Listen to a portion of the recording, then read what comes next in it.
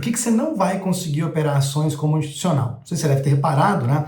Eu estou fazendo uma sequência, esse aqui é o terceiro vídeo, em que eu falo, né, sobre essa ideia de que algumas pessoas estão ventilando, né, de operar, uma pessoa física como eu e você, operar como institucional. Tá? Eu confesso que ações eu vejo menos as pessoas falando que dá para operar como institucional, mas como o dólar e como o DI, eu já fiz os vídeos, eles vão aparecer aqui, eu deixei no destaque também, né? É uma ideia completamente irreal, tá? E nesse vídeo aqui, a gente vai falar basicamente 4 coisas. Quem são os institucionais em ações?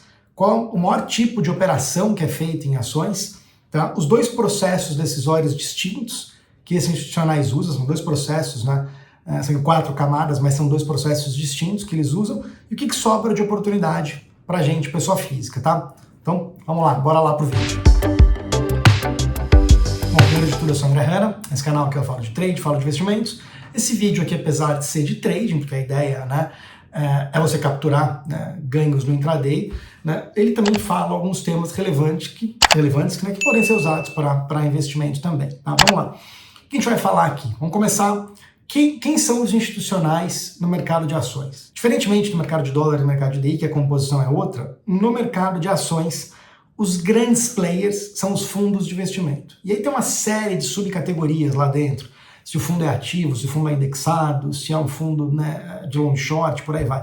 A maior parte, né, do dinheiro da indústria de fundo de ações está em fundos ativos. Tá? O que é fundo ativo, na verdade?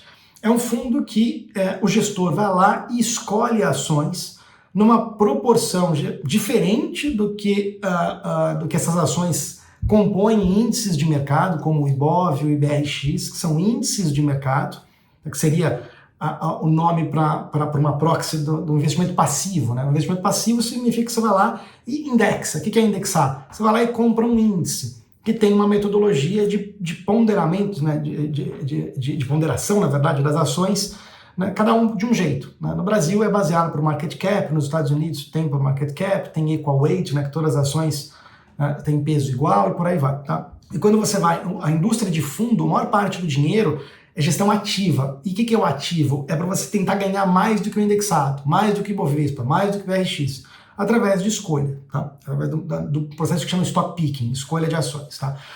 Então, os grandes players, quem são os institucionais? Os institucionais são os fundos de investimento.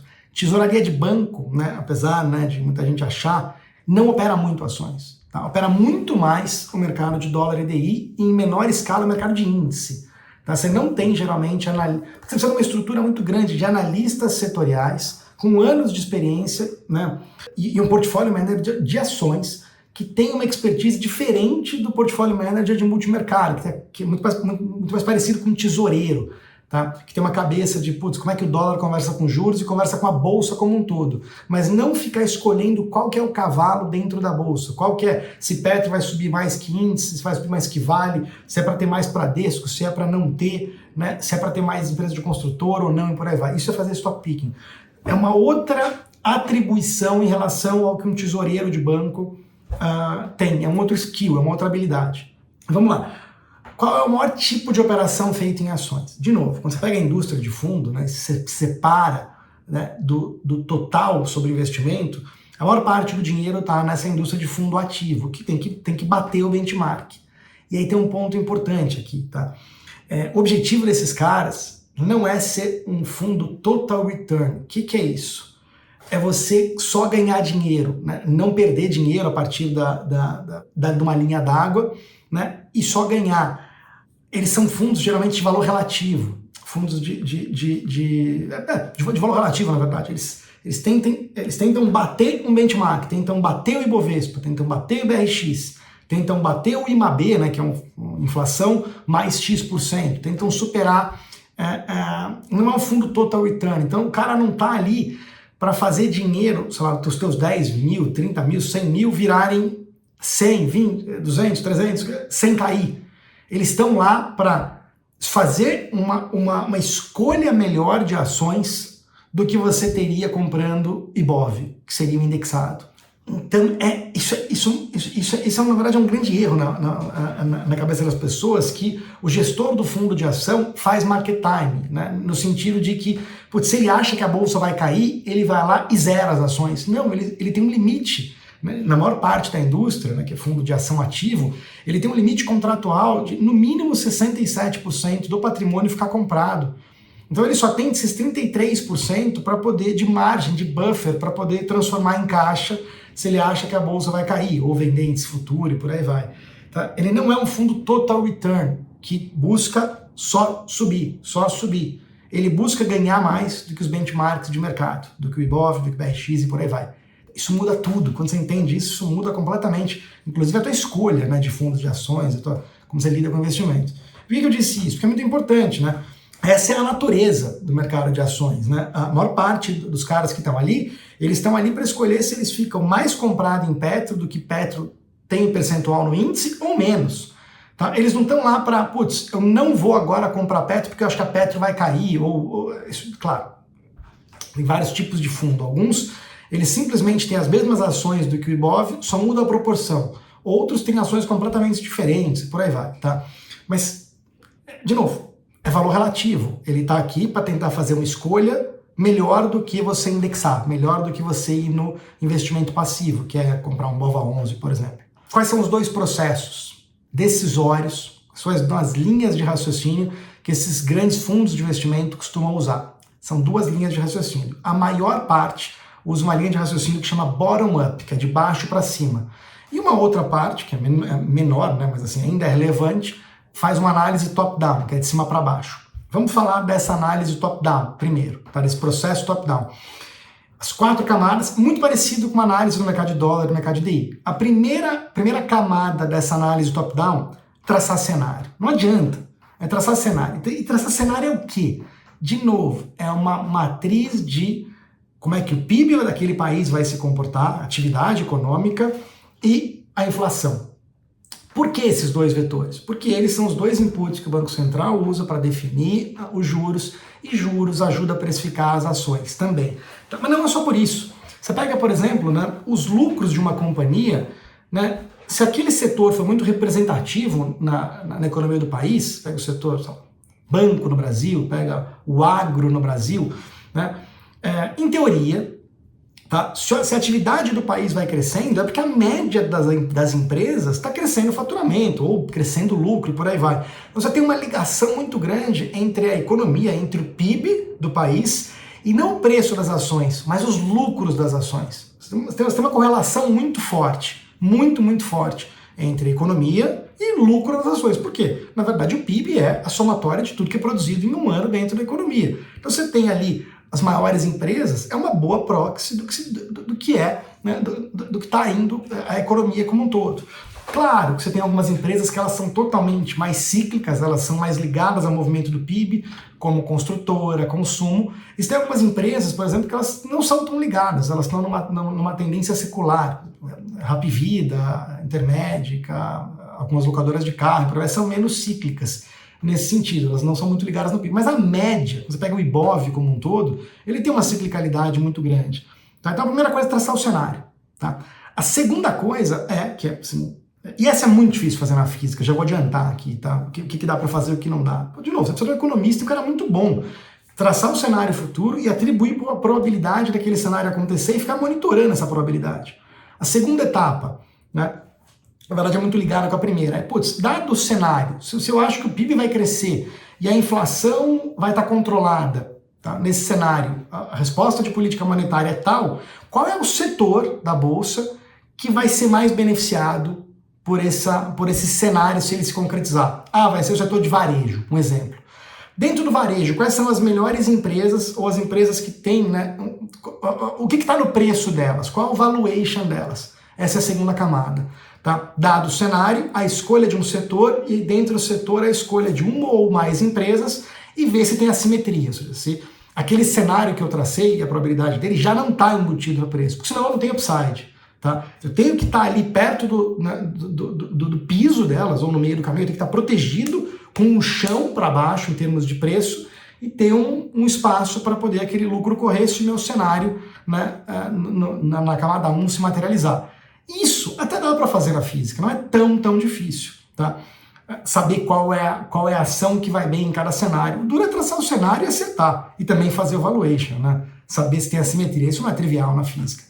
A terceira camada é a camada da posição técnica, é saber, putz, beleza, já expliquei isso nos outros vídeos, né? Dá uma olhada aqui, né, nesses 2 links que eu deixei, fala um pouco mais sobre a posição técnica. É quanto o mercado já está apostado nessa ação, tá? Se ele já está todo comprado naquela ação ou não. Esse é mais difícil de estimar do que nos futuros, mas dá, tá? Especialmente setorialmente. E a quarta camada é a camada da composição de portfólio, tá? Então, a primeira é traçar cenário e atribuir probabilidade. A segunda é uma camada ampla, que é você saber, dado aquele cenário, qual o setor, qual a empresa que vai bem, e você tem assimetria, qual que é o valuation. A terceira é da posição técnica, quanto o mercado já está apostado em dinheiro, percentualmente comparado ao total de dinheiro que esse cara, ou que a indústria tem para alocar naquilo. E a camada da composição de portfólio. Essa aqui é dificílimo de alguém pescar em ações. Quando você vai lá, que nem eu dei o exemplo do dólar no DI, numa composição de portfólio, por exemplo, quando você tem classes distintas, é mais fácil de entender, apesar de não ser intuitivo. É mais fácil você saber que você tem que ter, por exemplo, muitas vezes, você tem uma posição otimista em bolsa. Você pode ter câmbio ou estar comprado em juros para poder ajudar a defender essa posição comprada em bolsa. Isso no mercado brasileiro. No mercado americano, a posição comprada em bolsa é defendida com treasury longa, com venda de juro longo, contrário do Brasil. É mais intuitivo isso, apesar de não ser tão fácil. Agora, quando você está dentro de uma classe de ações, né, o fator de risco fica mais obscuro, né? Porque primeiro você tem que ter uma ideia, por exemplo, das variáveis macro. Como é que você isola, por exemplo, uma variável macro que você não controla, geralmente o câmbio, ou um aumento de taxa de juros, por exemplo. Tá? Se você tiver, por exemplo, uma carteira que é composta por, sei lá, lojas Renner, banco e uma construtora. Você tem 3 ações, parece que você está diversificado em composição de portfólio, mas o teu fator risco juros, ele é tão alto e tão concentrado para um lado, né, para um lado único, cara, que você está extremamente concentrado a um fator de risco, um fator de risco macro, que nesse caso é juros. Tem vários. Tá? O que o pessoal bom, mesmo de fundo de ações, faz? Na composição de portfólio, na hora de você escolher as ações, eu combino uma ação com outra,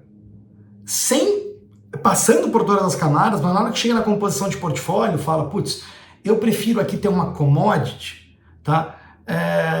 Que vai, sei lá, ela vai surfar uma boa, ela vai surfar um bom momento se o petróleo subir, mas eu também quero estar numa ponta aqui que se o petróleo cair, eu tenho uma outra empresa que o petróleo é insumo para ela, tá? Então, você vai tentando, não é netar no sentido de zerar absurdamente, mas balancear fatores de risco macro. Então você escolhe uma ação em que, putz, olha, essa ação aqui ela tá barata, mas o fator de risco dela é petróleo. Se o petróleo cair, essa ação aqui não vai muito bem. Só que se o petróleo cair, me impulsiona, sei lá, outro tipo de companhia que eu tenho, aéreas, por exemplo.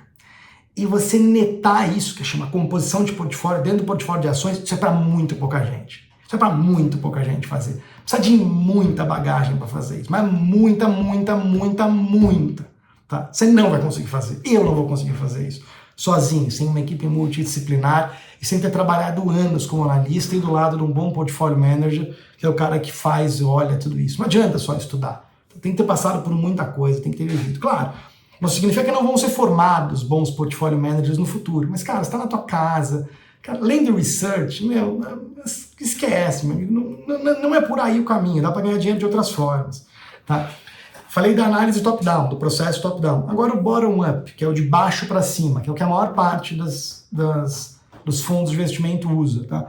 Primeira camada, escolher bons negócios. E André, como é que escolhe bons negócios? Cara, você tem que ter um profundo conhecimento de microeconômico para saber o que é um negócio que tem um cheiro de que aquele negócio é bom. O negócio aqui que é avaliar. Banco é bom? Emprestar dinheiro é bom? Tá? É difícil avaliar isso. Netflix é bom? Fintech é bom? Qual é o negócio dela? Alugar carro é bom? A primeira camada está em entender os fundamentos microeconômicos daquele negócio. Aquilo é um bom negócio? Construir é um bom negócio? Incorporar é um bom negócio? E geralmente qual que é a métrica disso? ROI, Return on Investment, é maior do que o custo de capital. Tá? E aquilo tem uma barreira. Aquele ROI está protegido. Tá? Não é um concorrente entrar, aquele ROI desaba. Tá? A primeira métrica, tá? Que dá para fazer na física isso aí. Dá para fazer. A segunda, já começa a ficar difícil fazer na física, enxergar a simetria. Tá bom, geralmente esses caras fazem, cara, gosto de tais negócios e estudam a fundo aquilo.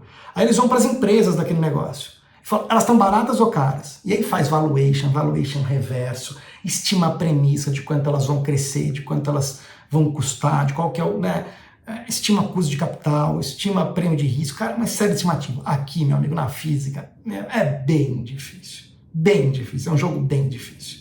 Tá? Que é a camada do valuation. Tá? A primeira camada é a camada de escolher um negócio, a segunda camada da análise bottom-up, né, de baixo para cima, é o valuation, como é praticamente em todos os processos decisórios. E saber o que já está no preço daquilo. O cara que faz bottom-up, ele tá meio que pouco se importa com o cenário macro, é uma vertente diferente. Tá? Ele estuda muito o negócio. Tá? Ele se importa no cenário macro na hora que ele está fazendo valuation, porque o cenário macro determina quais premissas de venda, de faturamento e de juros que ele vai pôr no modelo para poder ver o quanto ela vale e confrontar com o preço de tela para ver se tem alguma simetria. Tá? A terceira camada é a posição técnica e a última camada é a composição de portfólio, que é aquela ideia de ficar isolando, né, minimizando a exposição que você tem em ações a um único fator de risco. Tá? Esse é um dos motivos, vou fazer um adendo aqui, então parênteses, pelos quais eu não gosto, por exemplo, de uma carteira guiada a dividendos. Cara, você está puramente exposto no fator de risco juros. Puramente exposto no fator de risco juros. Né? E um pouquinho exposto no fator de risco inflacionário positivamente. Tá? Que é muito bom ter um hedge inflacionário no Brasil. Mas, cara, o fator de juros, a porrada de juros, quando ela vem por conta da inflação, a alta dos juros sobrepõe o efeito do repasse que a inflação vai ter para aquelas ações e as ações desabam, chegam a cair 50%. Cada choque que você tem no Brasil. Então, é isso. É um pouco de fraqueza na composição de portfólio, porque você não está usando lá dentro, você está escolhendo todas que ganham num play de queda de juros e todas perdem num play de alta de juros. Você não isola o fator macro juros quando você compõe teu portfólio usando só o dividendo como critério. Eu acho, sinceramente, muito frágil. A ideia é legal, né? Viver de renda passiva, o dinheiro pingando na tua conta, é lindo, só que na hora de compor o portfólio é uma bosta. Por isso que você não tem fundo que é guiado a dividendo, tá? Porque ninguém é trouxa no mercado. Tá? Desculpa o português, desculpa o meu francês. Tá? E qual que é a moral da história de tudo isso aqui? Cara, a maior parte desses processos, tanto bottom-up como top-down, não dá para fazer na física. Não tá aí o play, não é aí. Não é batendo de frente com esses caras que você vai ganhar dinheiro no mercado, fazendo o trabalho deles melhor que eles. Tá? E a informação que esses caras usam tá fora da tela. Tá? É um analista, é o cara traçando o cenário, é o cara indo na empresa, é o cara estimando premissa, né? Independente se a análise é top-down ou bottom-up. Fora da tela, não estão olhando ali para a tela, ou olhando o gráfico, ou olhando o fluxo. Não estão. São estimando futuro, olhando as simetrias. Erram, claro que erram. Mas estão muito mais coerentes da realidade do que nós. Tá? E o que sobra para nós? Tá? De novo, importante saber, a moral desses 4 vídeos aqui é qual é o teu papel no mercado, o que você tira dele. E para mim, o que sobra no mercado de ações, para day trade, ou para day trade não estou fazendo, mas swing trade em ações eu faço, né? Já expliquei algumas vezes o meu processo, não é esse vídeo aqui, mas o que sobra no intraday para quem gosta de operações? Esses grandes players, esses grandes institucionais, eles têm uma ordem gigante. Cada vez que eles querem comprar ou vender, ou aumentar ou diminuir a exposição, eles fazem isso direto. Tá? Eles estão com 6% do patrimônio deles em Petro, eles querem ir para 7, 8, ou vir para 5. Só essa pequena mexidinha que eles dão é um caminhão de ordem que ele não consegue executar de uma única vez. Ele vai ter que fracionar essa ordem grande em várias menores, e eles usam 5 tipos de algoritmo, basicamente, para poder executar essa ordem. TWAP, VWAP, POV, Implementation Shortfall ou Market on Close. Um desses. E aí, cara, quando você pega a ligada, o comecinho da ordem do algoritmo, é uma ordem mais repetitiva, e aí você fala, putz, se esse cara ligou com essa taxa de participação, desse jeito, esse horário, esse cara tem um caminhão para comprar ou para vender.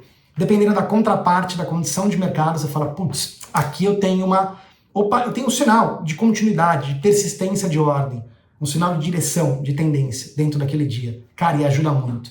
Para mim, o grande filé do que sobra de lucro nas ações está em identificar execução grande, execução através de algoritmos de grandes players. Tá?